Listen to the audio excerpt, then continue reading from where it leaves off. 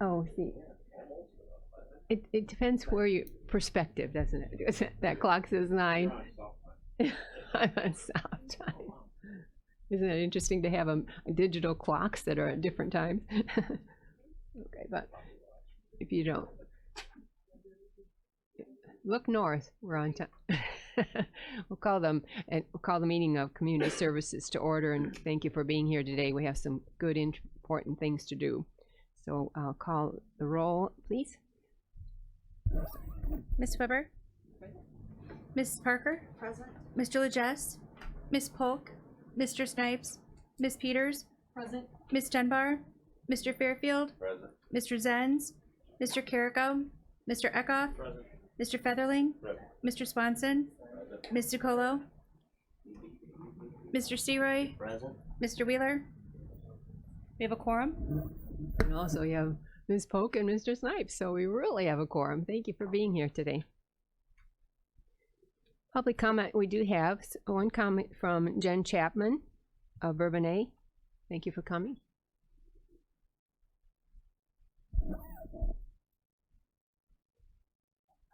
Hello, I'm Jen Chapman. I live in Bourbonnais. Okay, go that again. Do that again. I just turned you on. Okay. Hi, I'm Jen Chapman. I live in Bourbonnais. Thank you for letting me have a minute to address the committee. I'm here to hopefully start a conversation, and I am also hoping that conversation will lead to some ideas, to some relief. It is well known that everyone in rescue, in animal rescue, does not always see eye to eye. We don't always agree on everything. But one thing we agree on right now is that everyone is drowning in cats. The numbers have exploded, and this has not happened overnight. The population has gone primarily unchecked for years. I'm a volunteer. I spend the majority of any spare moments helping animals anywhere where I am able to.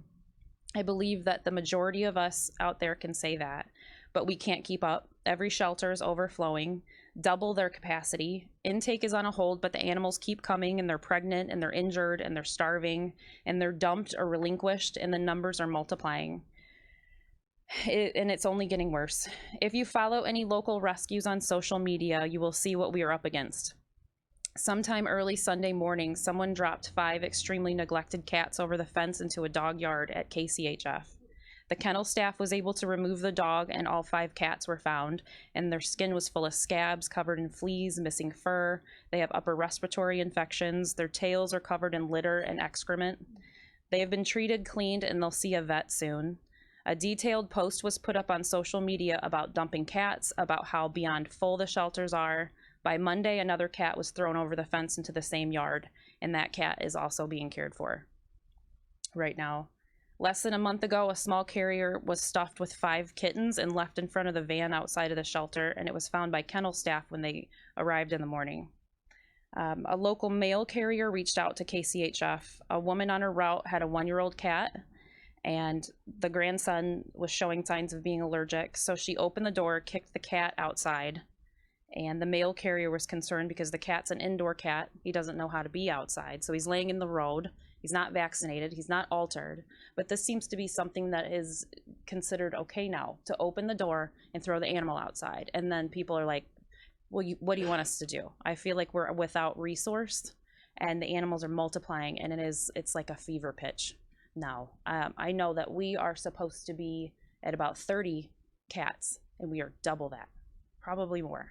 And I know that is it's the same thing across the board at every rescue, every foster, everyone, even people that are, to sound insensitive, that are kind of hoarders, are even saying I'm full right now, which is, so the stories are not rare. This is happening every day, sometimes multiple times a day. So I think that we're just outnumbered, and we can't adopt our way out of this. We need to hit it at the root, which is the trap, neuter, return. We need to vaccinate these animals and slow it down, because by this time next year, it's going to be, I don't even want to think about it if we don't take it on. So help, please. Thank you. Thank you. Your answer was trap, neuter, return. Trap, neuter, return, low cost clinics, something to make it. I know there's a woman on 5th. West Kankakee is out of control. There are so many. There's a woman on 5th that called us they ask for a humane investigator call to go over there to look at her neighbor. Her neighbor has probably 40 cats that go in and out of the house. Now they won't claim the cats because then they would be responsible for the rabies, but they don't want you to come on their property and trap them.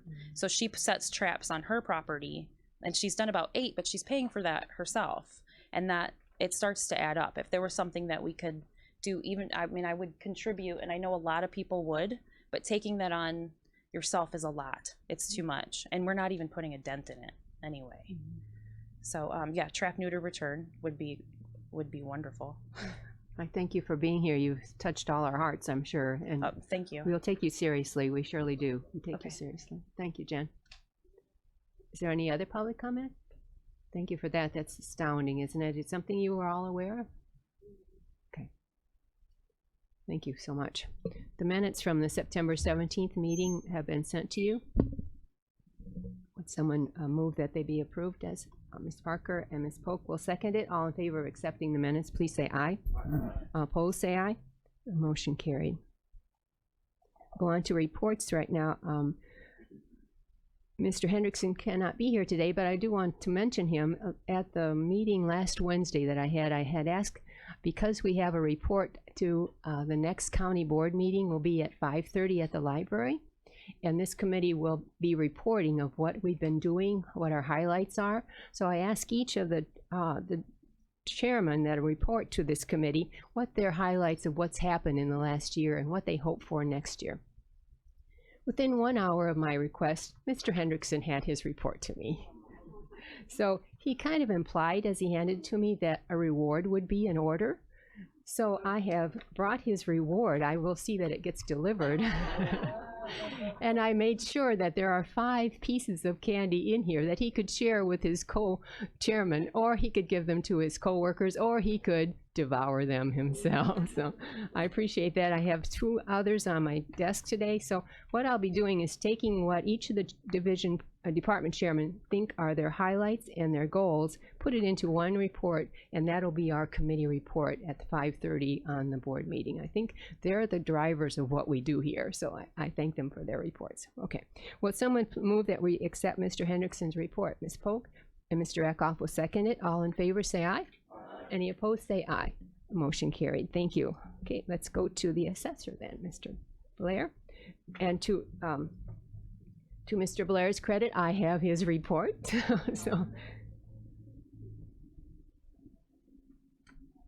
okay, you see your report in your packet. Will someone move that we accept that report? Ms. Peters will move to accept it. Mr. Swanson will second it. All in favor of accepting Mr. Blair's report, say aye. Any opposed, say aye. Motion carried. Thank you for being here. You are on. Ready? Okay, great. Good morning, folks. What? I'm going to take just a moment of your time, moment of your time to update you on some things that we have completed in the last month and what we look for through the next month to 6 weeks or so. So let me get started there. On October 3rd, I did receive the Department of Revenue tentative certification of our abstract. The 3-year median that was certified to us was 33.31. A perfect score is 33.33, so we're very tight there. I try to make sure we're within a few points either way. It's sometimes a little bit of luck to hit it right at 33 1/3. So 33.31 I feel really confident in. That does kind of bring to light that the equalization issued and all of the work done by the townships as well as my office brought us to a county median that is very, very satisfactory to the Department of Revenue. Mm-hmm. So we got that on October 3rd. And then the other thing that I have listed as completed actually ends today. It's the completion of the 30-day window for us to accept assessment appeals for the year. So today is the final day for us to accept those appeals at 4:30. And if somebody can't get their appeal to us by 4:30, they can certainly drop it in the mail and have it postmarked for the 15th. but it needs to be postmarked by today in order for us to accept it as a timely filed appeal. If we were to receive it in the mail post the 15th. So that's an important fact.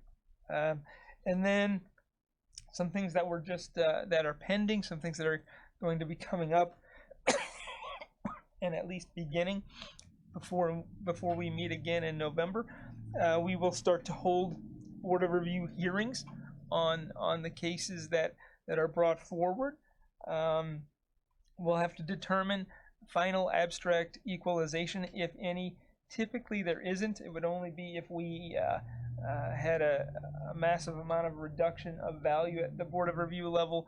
It normally doesn't happen, but we do need to be aware of whether or not it needs to happen. So I'll be checking on that as we finalize the appeal hearings and the reductions that occur. And then the ultimate goal, something that I talk about from January all the way through December, is the goal to deliver that all the final abstract reports to the county clerk.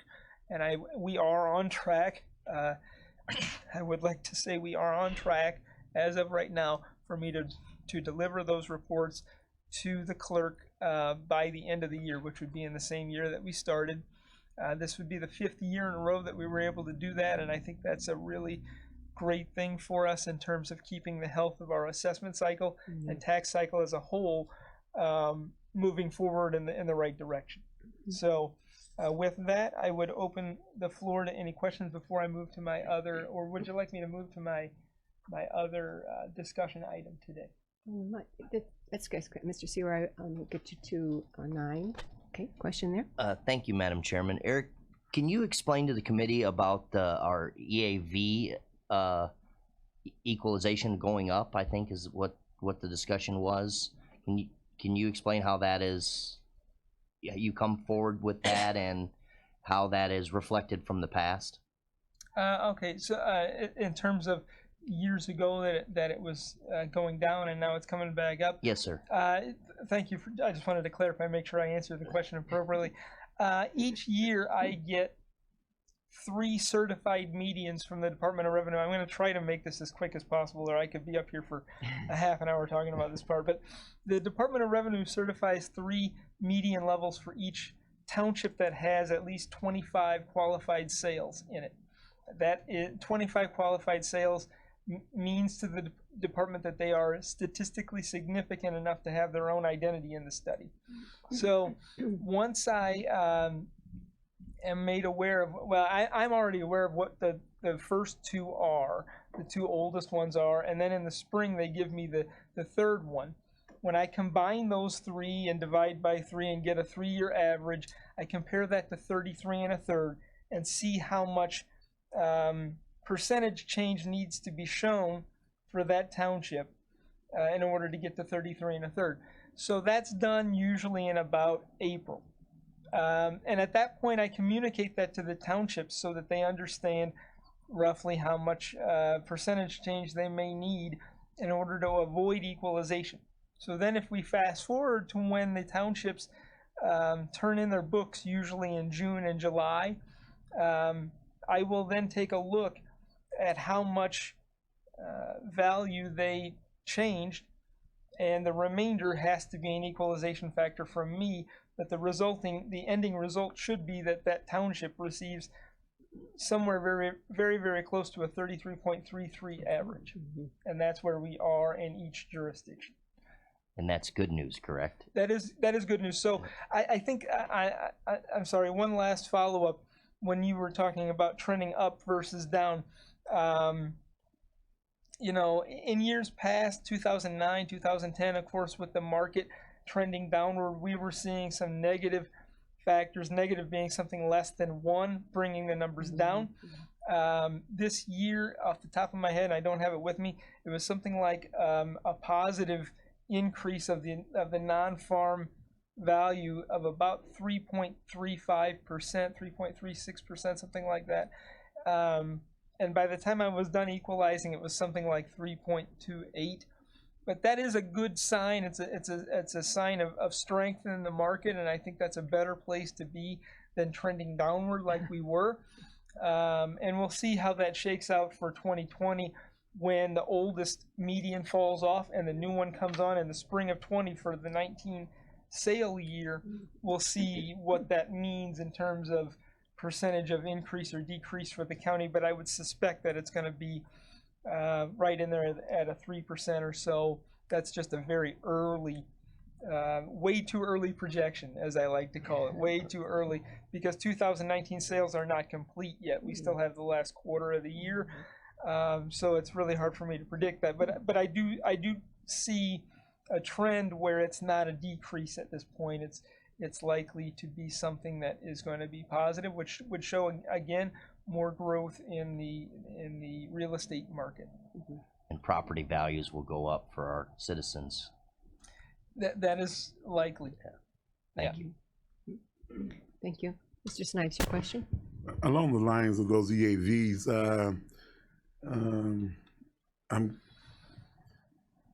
I guess the question I want to ask is, when you look at areas that are heavily dilapidated or just having a lot of boarded up housing, most property owners feel as though they're being penalized for those boarded up houses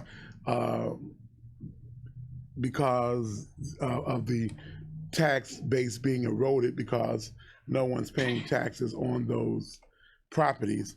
How would the EAV, if anything, have an effect in those particular areas?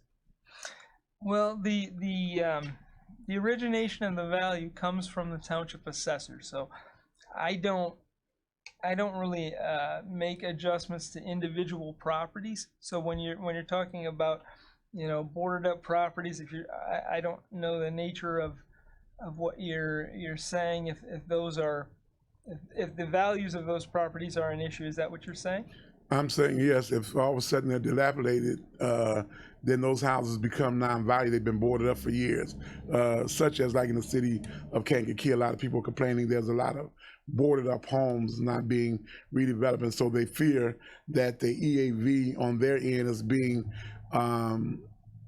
though it being raised, it unfairly applies to them in that these boarded up homes are, instead of increasing their property, are decreasing them, even though the EAV appears to be increasing across the board. That's the question, but we don't know, or I didn't know the answer as to what effect the EAV would have on that, what consideration we'll be giving to these individuals in those areas where there is a multiplicity of boarded up homes.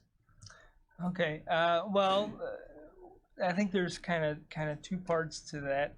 One is that some of the individual look at property really falls at the township level. We're fortunate to have 13 township jurisdictions, and they're all of those jurisdictions have a township assessor. So the particular township assessor would go out and look at the property that may need adjustment or may need to be looked at for condition and things like that. So I think that's an important part of it. Trusting that is done, then I place my equalization. I'm not able to delineate out and say that I'll only equalize properties that have at least so much value or whatever. When I say that I'm going to equalize a certain class of property, it's across that entire class of property, and I can't really parse that out and say, but I know that this section shouldn't, or maybe it isn't proper. The statutes don't really allow me to do that, so I really rely on the township assessors to do their due diligence on the condition of the properties that you speak of. Okay? Yeah. Okay, so let's go to your second part of your report.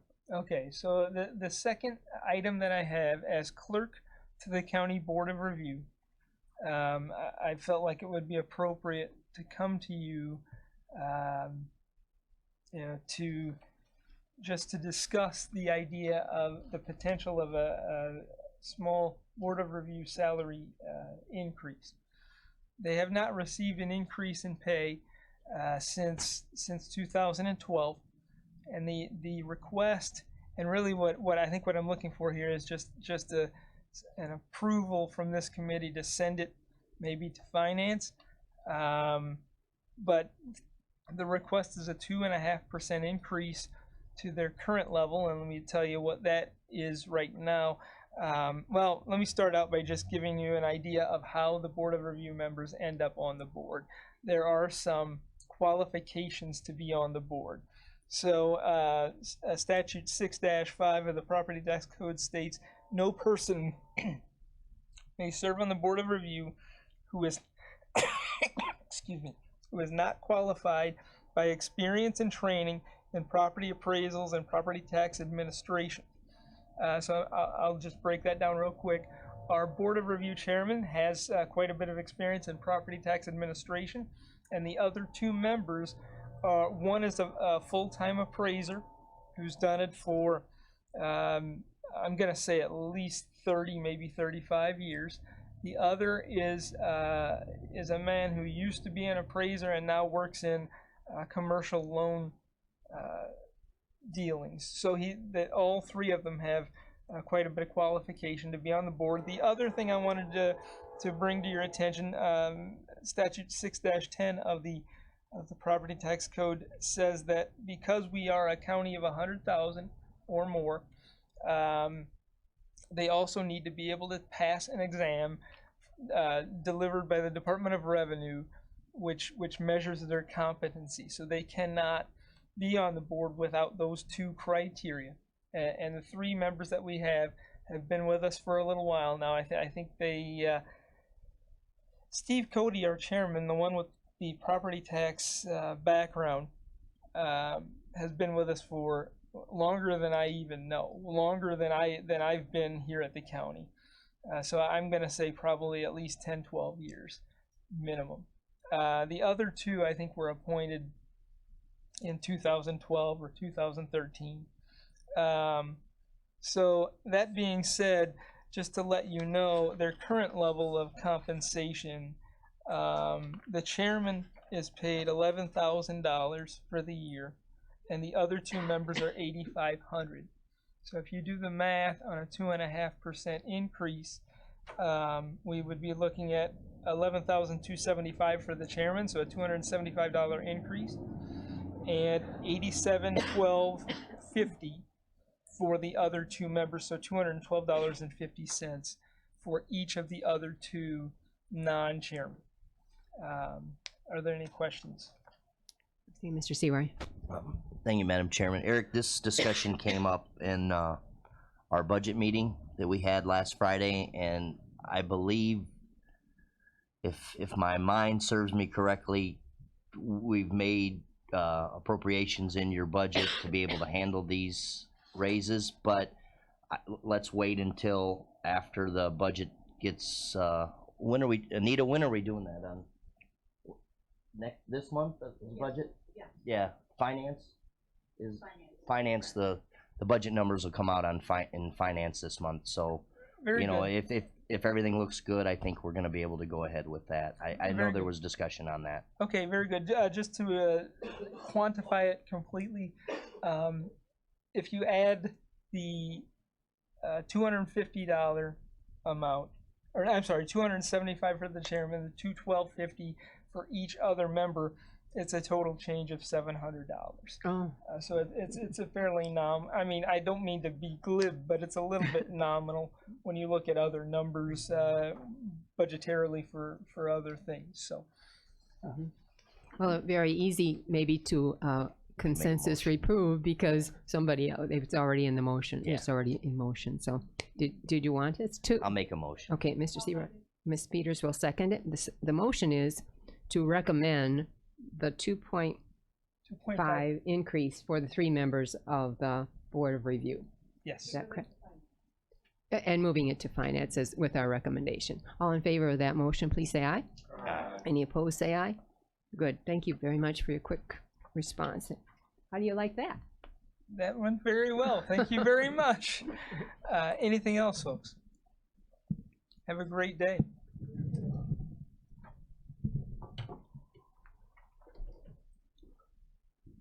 I always have to wonder if that's going to take over. Mm. I think it's good. Thank you. You, Ms. Daboy's coming forward. While she's coming forward, there's a report in your packet.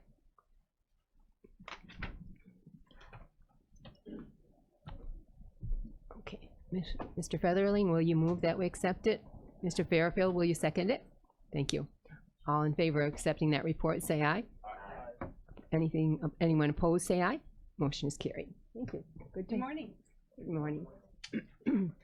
Questions on the report?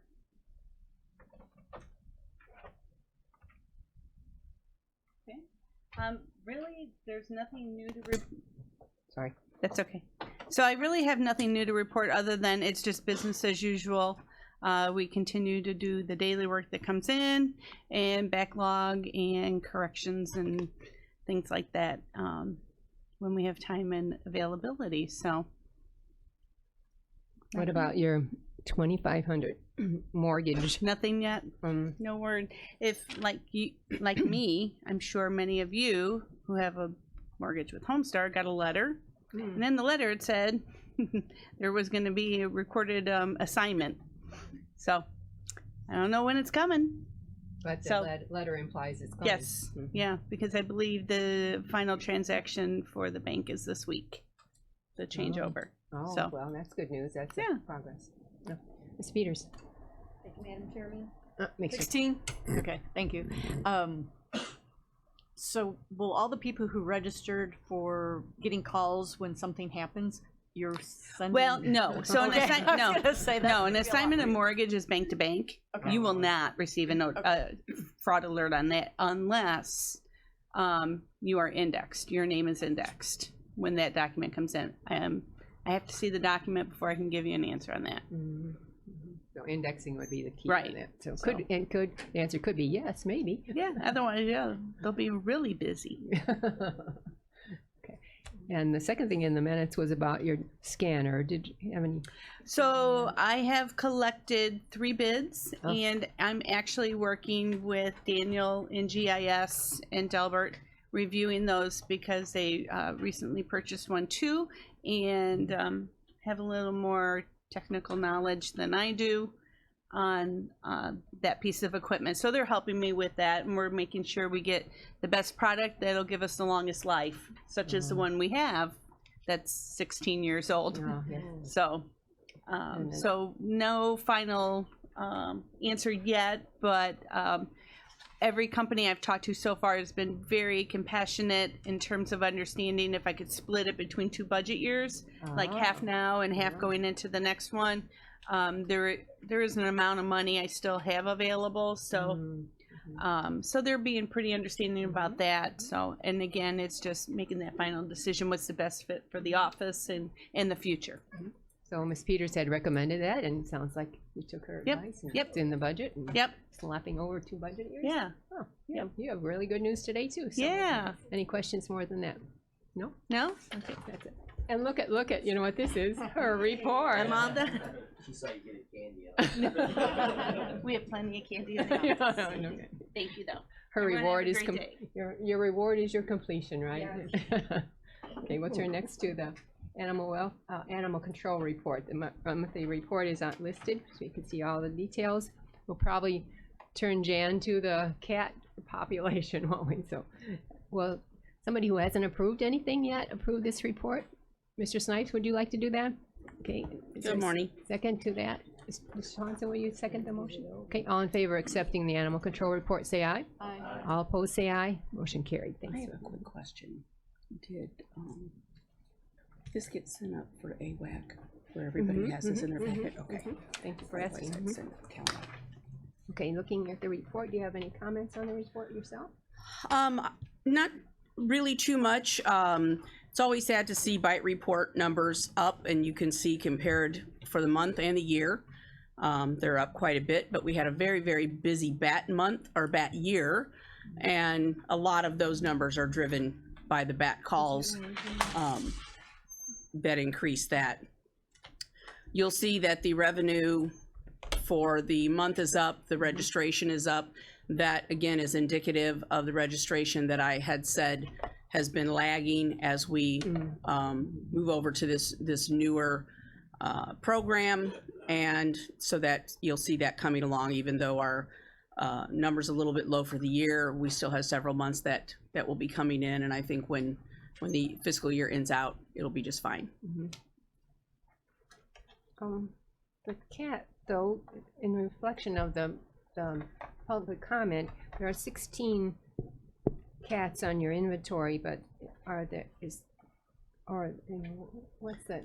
We had a public information about there were a lot of cats in the county, and are they coming to you too? Yeah, we ended our month with 41. Oh. So we have a very full shelter as well. And certainly just, it is the season. It's generally starts in March, April. We had a litter of 3-week-old kittens come in just last week. So these are these little trail end litters in the late fall. Generally now is when we see this start to decline.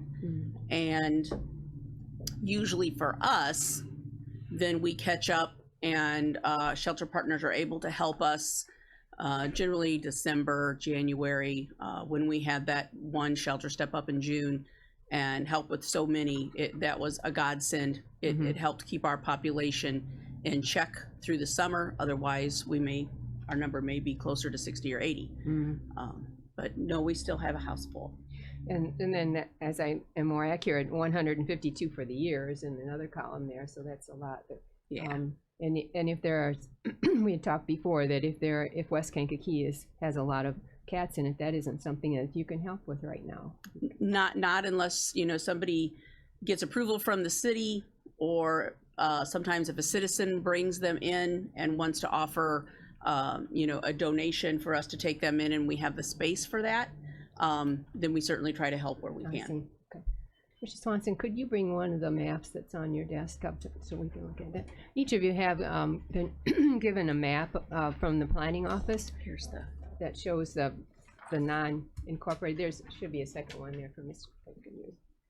So let's comment on that, Julie, that we talked about before, that you can see Buckingham all the way over to the left, and Yes. you can see Shabans all the way to the south.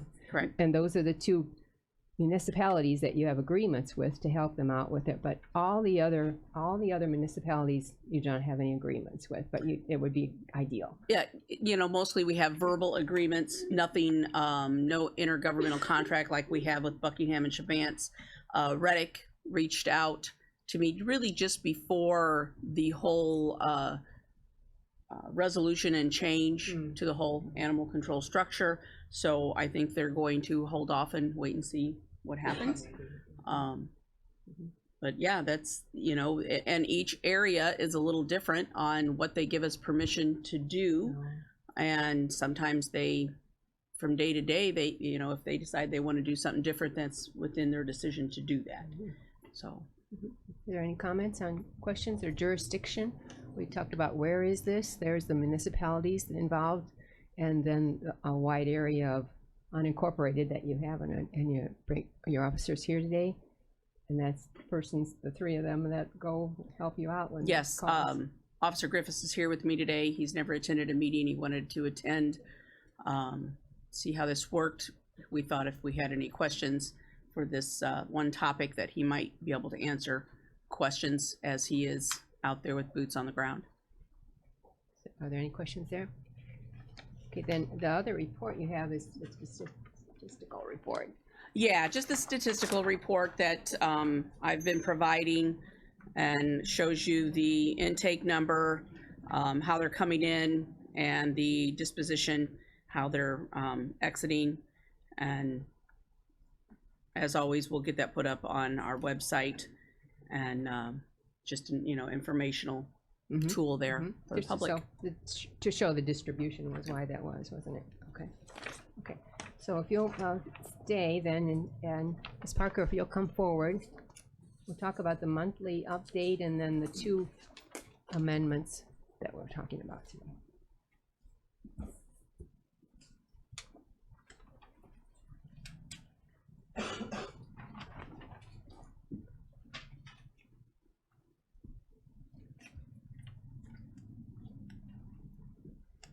Okay. What would you, do you have an update before we get to these 2 amendments? Yes. Good morning, everyone. Thank you, Chair. We had a very busy meeting last week, and we're bringing to you several proposals. The first is, if you look in your packet,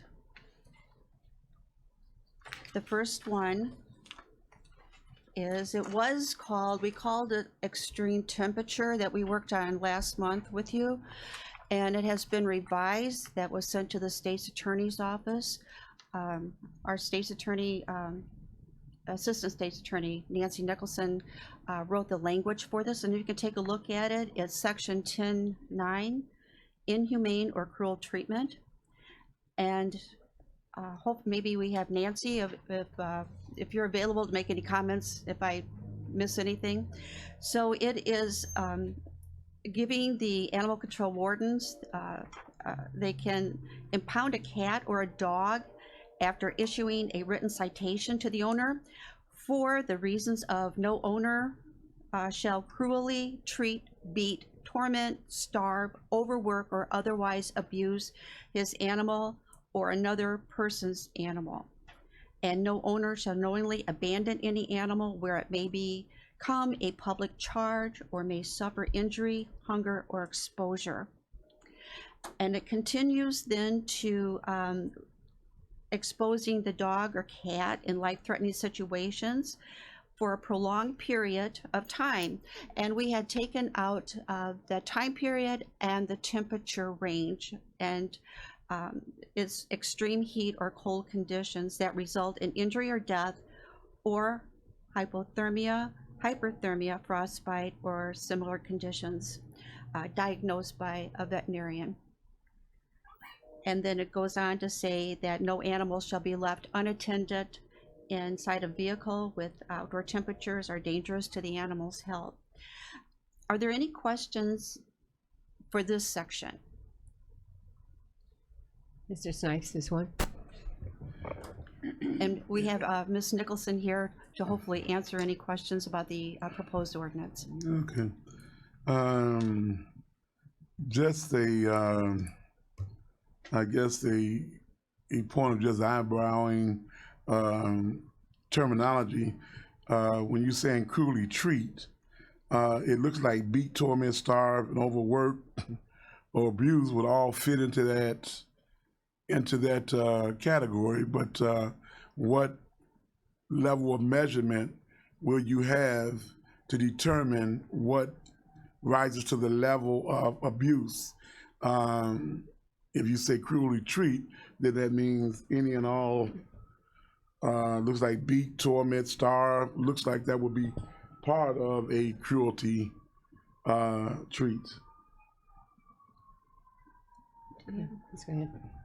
Okay. So when we wrote, first of all, we changed it because we already had in our ordinance the humane treatment part that allowed for animal control wardens to impound animals that were not being humanely treated. So we just expanded that. The expansion that we took is all statutory language, so that particular line that you just read is actually from the statute. Some of the discussion we had in AWAC is what this is going to do is this is going to give the animal control wardens like another kind of weapon in their arsenal in dealing with these issues in the county.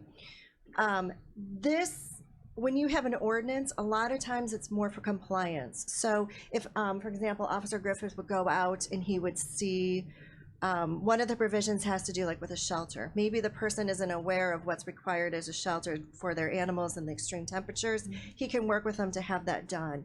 It gives them an option to try to work with people that have good intentions. They may just not know how to implement it or what to do. So maybe they, under cruelly treat, like I said, we took it from the statute. A lot of times statutory language will have, like, it's cruelly treat. So here's some examples of what we're saying. It's going to honestly be on the animal control warden's judgment, as in a lot of things are on the judgment call of the officers that respond to things. This allows them to write an ordinance violation, which allows them to get the owner into the court system at a less intimidating level, because an ordinance violation is more civil in nature. It's a more of a compliance call. It allows us to work with them and give them time to come into compliance, to get things fixed. For example, sometimes if there's an animal running at large, there's a dog running at large, it could be a section of the fence is out. And a lot of times, I'm looking at Officer Griffith because he goes to court a lot with us. So a lot of times it's setting up another date. If the people remedy the situation, like it is, you get part of the fence is falling down in a storm and the dog got out, he'll work with them to get that fixed. Our purpose of an ordinance and our call is more to get compliance, because you as a county board establish ordinance to protect the health and safety and welfare of the county, and we want to make sure that happens. This does, like I said, mimic the statute. It's 510 ILCS 70/3.01, which is called cruel treatment. What that, though, it sets up misdemeanors, it sets up felony provisions, so that now gets in more the punitive, it gets more in the criminal nature. That's like your habituals. That's maybe things that are so shocking to the animal control officer. For example, if a dog's left outside to freeze to death in sub-zero temperatures. So he's allowed to exercise a little discretion. And that's kind of what'll happen under your cruel treatment. It's to kind of give a little bit of discretion, to have a conversation to see whether or not the animals are being cruelly treated. It kind of sets up a guide, and that's kind of where that language comes from. Right. My caution was not to overburden the courts with subjectivity, but in this case, it's within the purview of the specific officer as far as that's concerned, and then he's able to validate based upon his expert experience as to what cruelty or abuse is. Correct. And really, this section of the ordinance is also written more to allow the animal control officer to impound the animal. They may not come to the court right away. You know, they could write a citation, they could bring the animal in, maybe the owner comes in to have a discussion, and they're able to work through it, and it doesn't actually even make our system. Sometimes we dismiss ordinance violations before we even get in front of the judge. So it just allows them to be able to assess the situation and not immediately take criminal action that can be prescribed in the statute. It allows more compliance, it allows more education, it allows more ability to work with the public, as opposed to just being, you know, the main dog catchers that can come in and snatch your animals because, you know, your structure doesn't meet code. Just as and Ms. Peters, I'll take your question, but the two things is Officer Griffith said this was helpful to him to be subjective like this because he has the expertise to enforce it. And secondly, at the recent AWAC committee, the committee voted unanimously 7-0 to approve the recommendation to this committee. So those are two things. Okay, Ms. Peters, what would you add? I guess to ask you a question. I like what you're saying, but on the other hand, I see, you know, they have the power to immediately take the animal, and once they take possession of the animal, then they start charging lots of fees, and sometimes that's prohibitive to people. So I'd like to see, I don't know, I'm just a little worried about that, because maybe they're already having trouble, maybe somebody lost a job or whatever, they're having trouble, you know, already feeding their animal, but they still are. And the other thing is, like, a lot of people have different ideas of what's cruel to an animal. You know, my dog this morning, I couldn't get him back in. It was 29 degrees, and he's got a double coat. He's a Great Pyrenees. So somebody might think, oh, that poor dog, and yet he's the happiest there.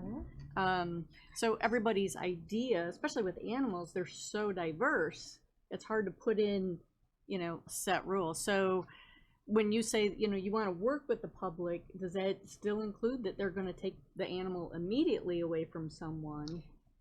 It allows that. I can't tell you what my discretion, I'm not in the field, it's not my discretion. This allows them to be able to work with the people. With being able to use the ordinance violations, that allows a more compliance route, Okay. which addresses what you're saying. I know oftentimes in court, we'll work with people if they can't pay them. Like, we don't, like with the registration, it's like you said, maybe they don't have the money. Maybe that 35, I think it is for or 30 for registration, you know, that may be difficult for them to do. But what's going to be worse if they go through the court system? Now they have a $25 fine. They have court costs, which I believe is around a little over $100, and now they have to come up with their $30. I understand what you're saying, Right. but it allows us to get them in, figure out what's going on. I know a lot of times that's the first time maybe they'll have a real face-to-face with one of the officers. There is an ability, there is a fund set up that helps with low-cost spade and neutering, for example, to kind of get them to know the resources, because a lot of times that's what they don't know. What this allows is, yes, it does allow for immediate impoundment. If whatever's going on is so shocking, like, you know, we all hear about the dogs left in the cars and the absolutely. you know, that allows them to do that. The statute, though, kind of indicates, like, if they wanted to write something to try to get people in to maybe get this taken care of, now we're getting into Class A misdemeanors. Now we're getting into felonies. And that's something we don't really want to do as the first step. If it's just mainly somebody not understanding, maybe getting somebody in to find the resources in the community, getting them in, you know, partnership with different agencies or nonprofits that could help, maybe find food or maybe help them get low-cost spay and neutering or help with the registration. So that's kind of the purpose. It's more of a compliance and to help. Well, maybe they could ask the boots on the ground. So, how often do you actually want to take the dog into possession, or do you sometimes write a citation to the person, kind of explain to him or her that there's options out there for help, and more of an education than taking away the dog to get their attention, or animal, I should say. I mean, yeah, it's most, like you say, it's more discretion for the officer. As an example, this last time when we had the really bad cold snap over the winter, I got called out 4 or 5 times throughout, just right after hours, just trying to get me out there to check on these dogs, because people came home from work, were concerned about a neighbor's dog. One of them was a short-haired pit bull that was being kept in a car as their shelter. It was like 25 degrees inside of that vehicle because it was -10 outside. That one was immediate impoundment. That's something that this is here for. The gentleman came in after the cold snap. We worked with him and we got the dog back to him. He was just trying his best to keep the dog in a place. He didn't have a good situation. We worked with him. We were able to get the dog back. That's a situation where the impoundment is vital, because I couldn't guarantee that animal was going to be able to be safely kept in that vehicle when this cold snap's happening. On the other end, directly after that, I got called out by a neighbor who was concerned about their neighbor's husky/Malamute mix. And I go out there, the dog's rolling around in the snow, having a good old time. Obviously, I showed up, I looked in, and went, okay, there's nothing wrong here, and I left. So that's where that discretion comes in. We're trained to go there and be able to assess the things like you're concerned about, breed-specific things where certain breeds are going to be better in different situations. On the other end, that pit bull might be better when it's 90-some degrees outside than that husky Malamute's going to be left in there. So that's definitely part of it, is the discretion. And I appreciate that clarification. Yeah. Because, you know, I've had people talk to me about, you know, being afraid of animal control. Like, you know, I think you guys need a little public relations. Yeah, and we do our best. So yeah, I understand. Yeah. I understand that. So. Yeah. Okay. I think your question is very good, and I think the answer was very good. Yes. So we do need a motion, but let's have a motion, then Julie has a comment. So Mr. Fairfield will move to accept this as recommended by AWAC. Is there a second? Ms. Volk will second it. Now, what else would you like to add for us? Really, just to add what Officer Griffiths said, our goal is compliancy. So when we're going out somewhere to the home for a complaint of shelter, food, water, temperatures, things of that nature, barking, then, you know, we're looking for a conversation, a remedy. We really want just compliancy, which best case scenario would not even warrant a citation, you know, just a good conversation, an educational conversation. Sometimes when we go out, nobody's home, then the officers will have to leave either a we missed you, please call us, or if it's a little more severe, a notice of violation. And again, that's letting them know why we were there and what we're concerned about, but offers remedy first. And if it's so egregious, so the animal is in imminent danger of death, That's where it tends to be more urgent for an immediate impoundment for the safety and welfare of the animal. Or if sometimes the animal is unable to be contained on the property, nobody's home, we'll take it for safekeeping, something of that nature. But, you know, certainly our goal is always first and foremost just a friendly conversation, and which we hope will end in compliancy and better education for the pet owner.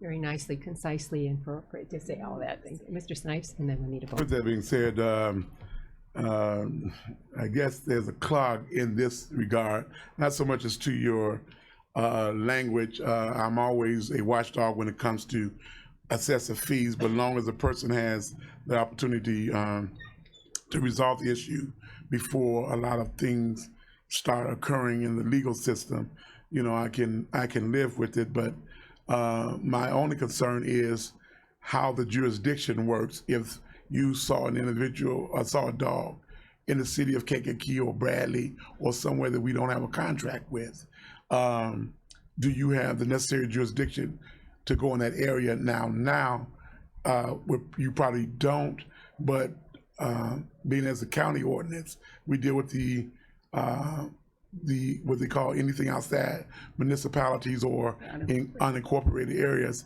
However, if you're moving this into the sheriff's office, does that now give him jurisdiction because he's over the whole county? So if there is abuse in the city of Kankakee, Bradley, or somewhere else, they can move in, it appears, because if it goes up in that, it changes the kind of jurisdiction, because he has jurisdiction to go up in there. Have anybody kind of thought that out or have an answer to that? I do not have the answer to that. Because it looks like his jurisdiction will now be able to go into cities and municipalities because he is a sheriff if he sees the abuse. If we pass this countywide, they should have that overall authority. No, the motion for this is for the unincorporated areas. That's all we can do right now. We don't have, there's no authority at this time.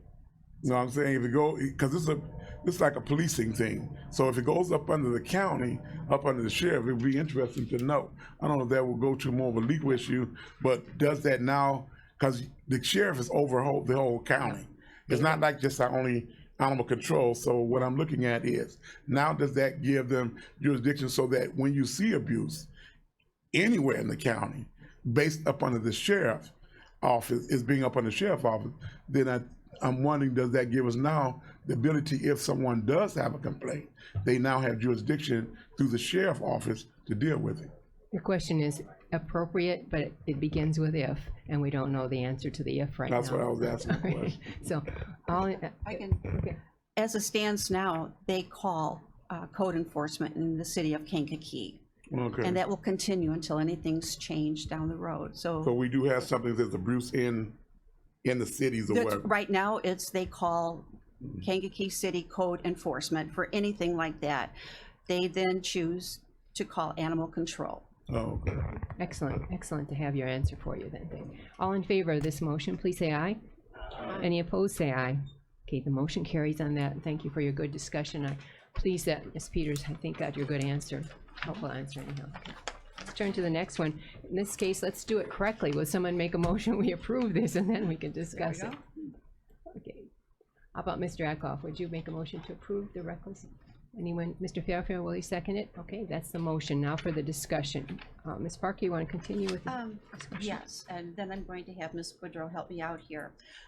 One of the proposals that we had discussed several times in our meetings, and it was finally kind of dissected last month, well, at this month's meeting, is the reckless dog owner.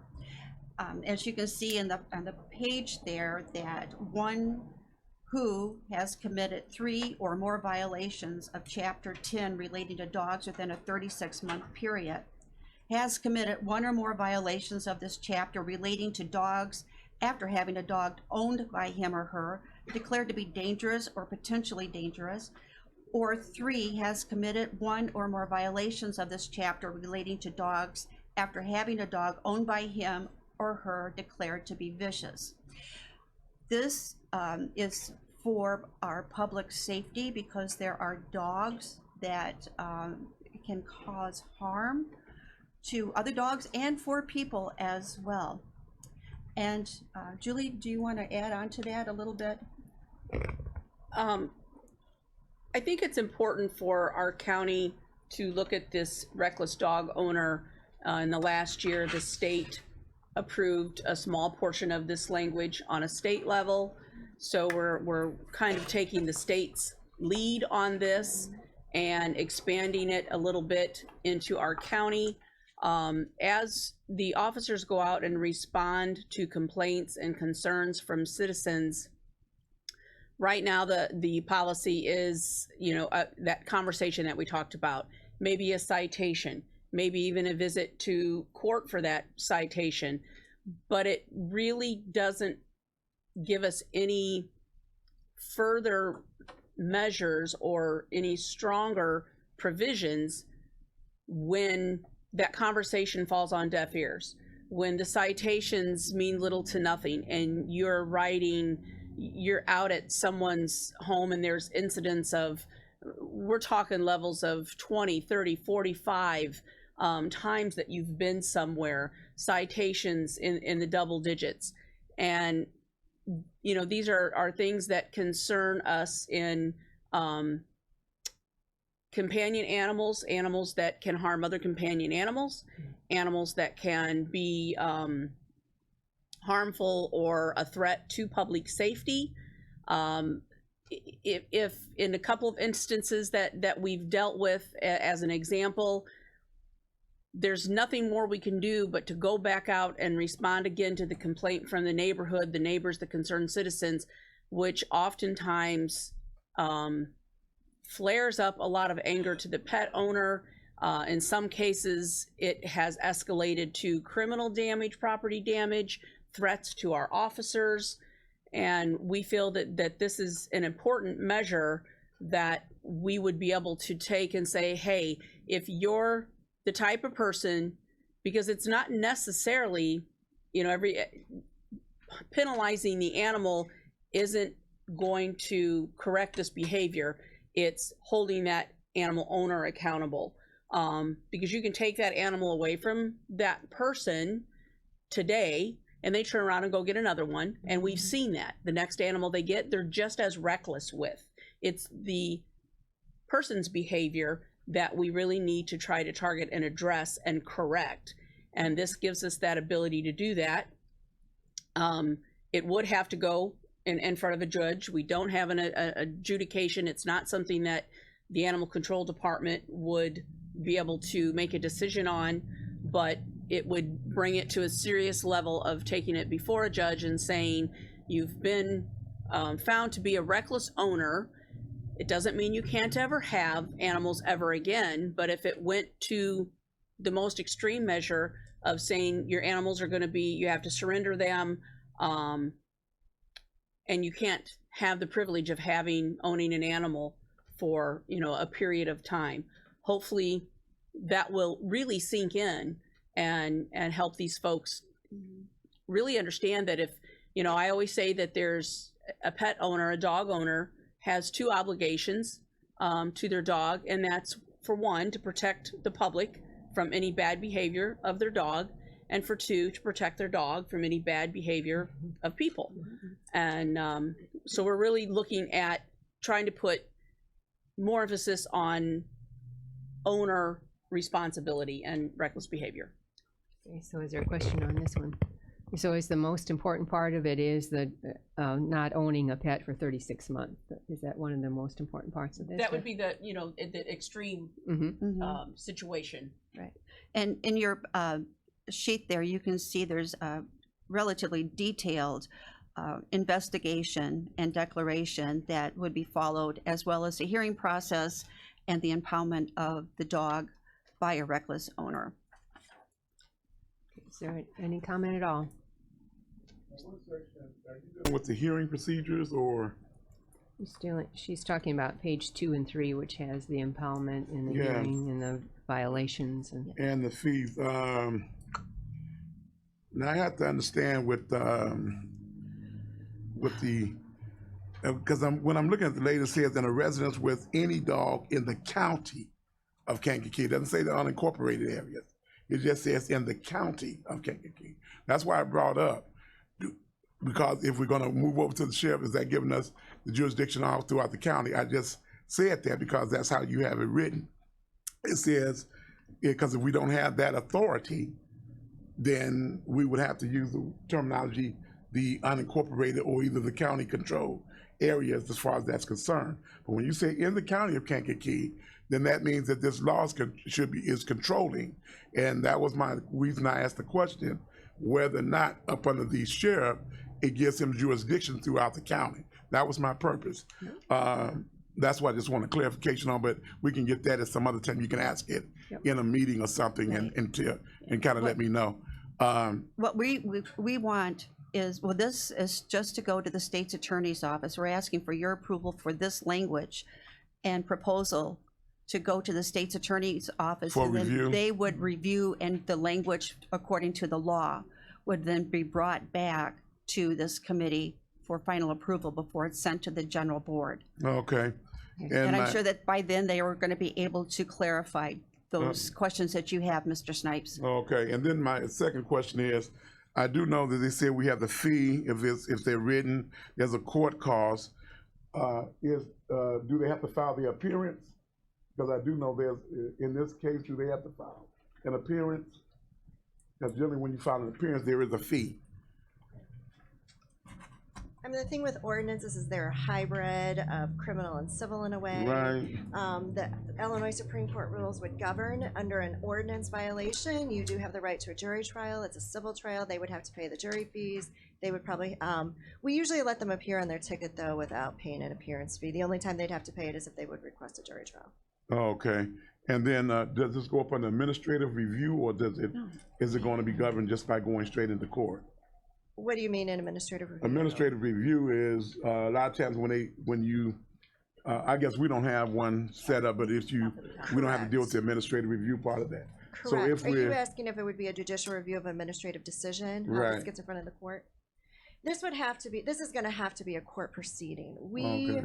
We're gonna have to look into it, because I have concerns if we're taking somebody's property rights, I think it has to go through a court system. Right. And then the appeal, like, we still have to research the appeal. I think it would be like the same appeal that would go through a civil procedure, because I think civil procedure would govern this, but that's something we have to look at. We still have to research it and see how the court proceedings are going to go, whether it's gonna be under civil, whether it's gonna be under criminal, is it gonna, the Supreme Court rules, there's a section that specifically pertain to ordinance violations. Right. So we have to look at that. I mean, there's a lot of things that have to be researched. I can't research it till it gets to come to our office. Okay. So we don't have those answers yet because we haven't looked into them. Which led me to my third question, because that Supreme Court rule limits us to $750, and here we're asking for 1,000. So, What do you mean the Supreme Court rules? if there's a Supreme Court rule that deals with the ordinance or whatever, and you'll see that it holds us at 750. Under the ordinance part of the Supreme Court rule? Yes. With the jury? Not the jury trial, just the just for the ordinance violation of 750. That's why I was Right. asking. And this could take us into other areas, and that's what we have to research. Okay. Until, we know that we won't be able to, until we can research that, we can research case law, we can see what other things have been done, Supreme Court rules, Supreme Court cases. We won't be able to do that until we can get it up to research your it. office. Correct. But I'll be Dana send it off to their office. you're So we have a motion to do that, and Yes, we want to get this sent to. the key is that our concern is for the continual violation of reckless people. Exactly. And we're asking you, would you like this please to go to the state's attorney to get this solved? So we have a motion on the floor, and would all in favor of that motion say aye? Aye. Any opposed, say aye. Okay, motion was to send it to the state's attorney. I just want to really thank Ms. Nicholson for spending some time with our AWAC, as well as Officer Griffiths. And we had Officer Regas there, as well as Julie, and our 2 veterinarians were there to scrutinize this language, and all for the welfare of the animals in our county. So, and thank you, ladies, for your reports. And the other part of this is that Chairman Wheeler had asked us that animal control should be in enforcement, and here you have in front of you 2 enforcement issues, so I think we're on the right trail. For the 2 years we've been together, we've made some big strides. Thank you. So then we have a next item on the agenda is under old or new business, amending section 10-1, Kankakee County Code. So yeah, here she comes again. Again, you have in your packet information.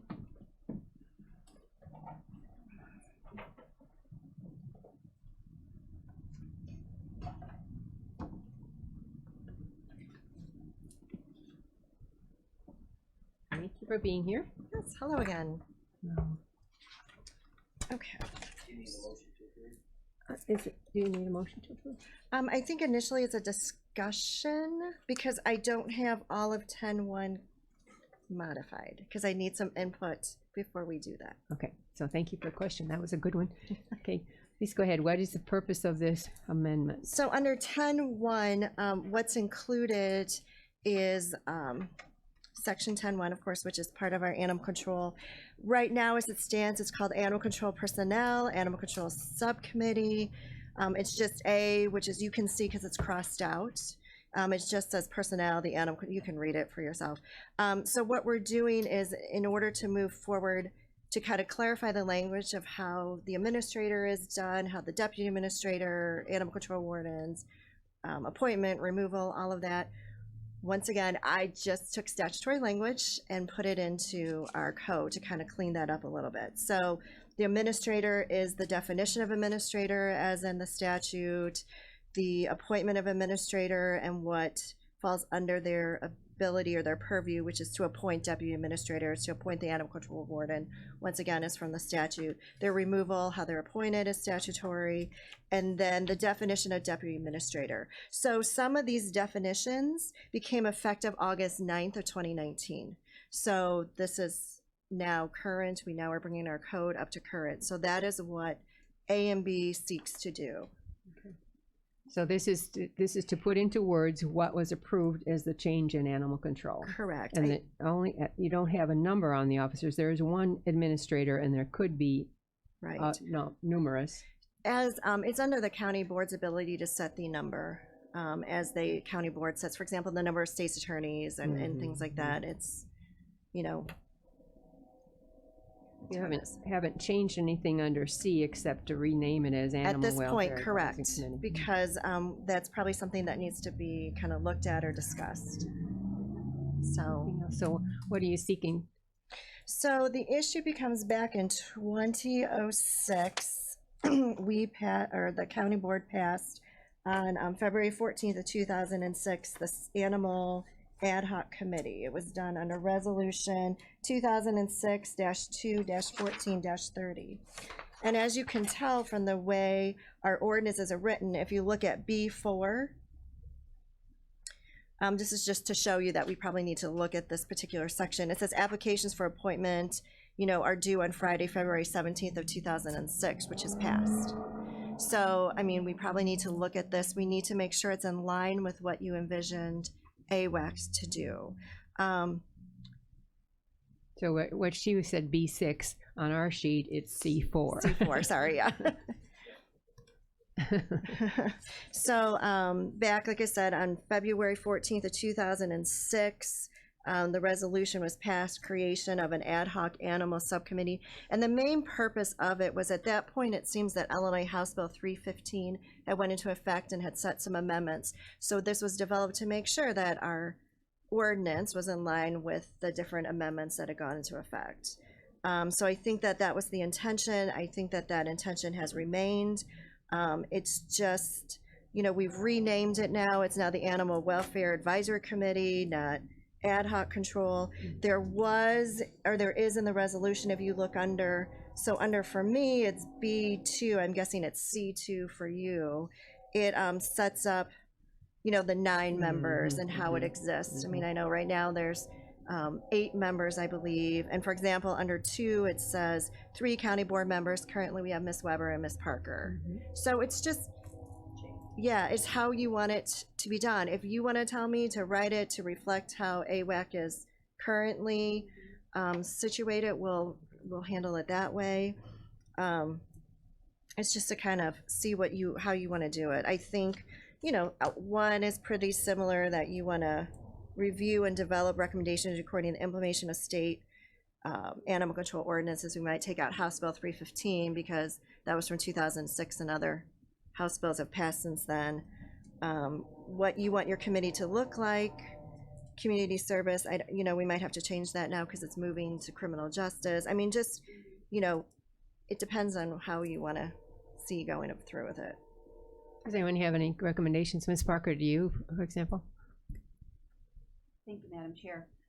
Just looking through this, it does change when the applications do come in, that we have, for instance, we have one veterinarian that sits on there, Dr. Wagner, all the time. But then we also have, as a board member, another veterinarian there. But the shelters could change differently. We have a good representation of the different shelters in the area.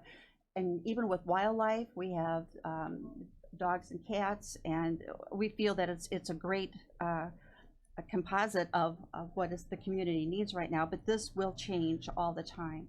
But there's only 2 board members, the veterinarian that we have, and then we like to keep it 9 members for the vote. We have just 1 opening now with 8 members. So rather than be as specific as here, rather than be as specific as here? Right, I think 9 general, members? because it will change when those applications come in. It may not be the same shelter, or we may not get someone from the foundation to come in and do this, but we keep it very balanced. So maybe make it broader. So instead of specific shelters, maybe put Shelter partners. Shelter partners, yes. And I don't remember why how it was ever 3 county. It's always been Mr. Seaver. 2006, Yeah. so way before we even had this.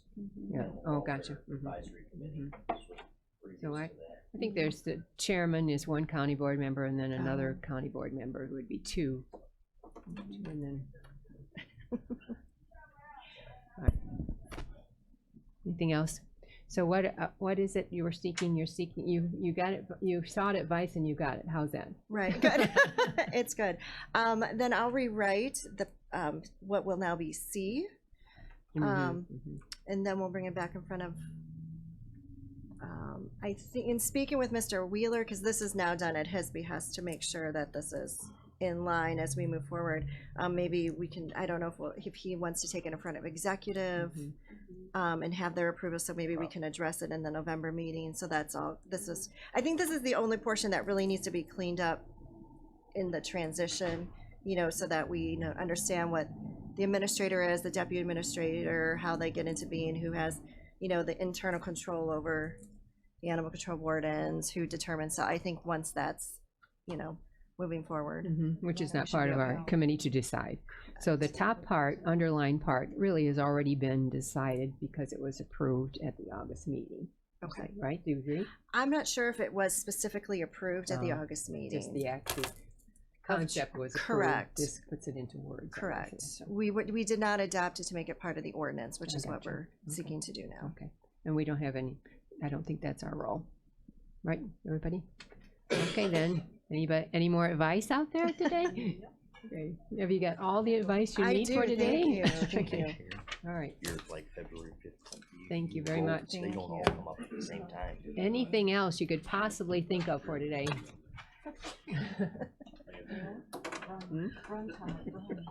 All right, then.